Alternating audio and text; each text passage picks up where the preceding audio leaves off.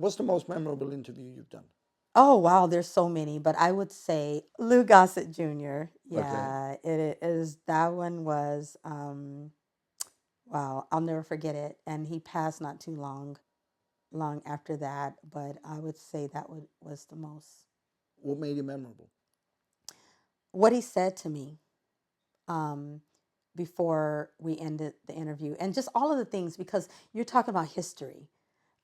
He's lived a long time, and he's been in this industry a long time, and he's seen the changes in the industry. He experienced things, being a black man in the business way back when racial tension was high, all the way up to today when things were different.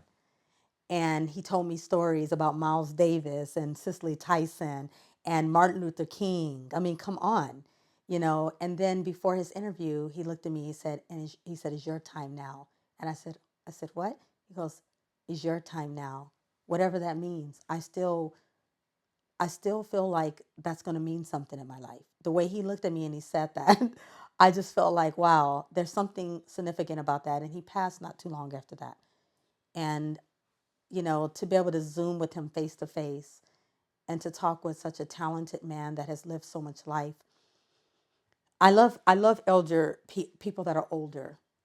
A lot of my friends are older because I feel like I am so attracted to wisdom that attracts me. The reason why I said a lot of them because I get things from people who are just virtually unknown. You know what I'm saying? It doesn't really matter. I think I like to ask everyone at the end of the interview, can you give some words of wisdom that you've learned along the way?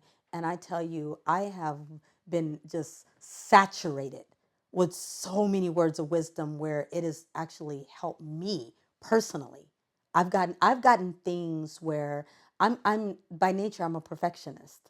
I'm very hard on myself, and nothing I ever feel like I do is good enough. There always has to be this other tweak, and I think that I haven't gotten there yet. But all of this advice that I'm getting is helping me to get comfortable with my own uniqueness. One of the overall things I can say that whether they were independent artists or celebrity figures that have told me is basically be okay with being who you are. Be okay with your own artistry because I obsess over this, putting out the best representation of myself, writing this best song. The production has to be, and I listen to other people like, wow, my production, or and or maybe it doesn't sound like that's okay. It's okay to be unique. It's okay to be different.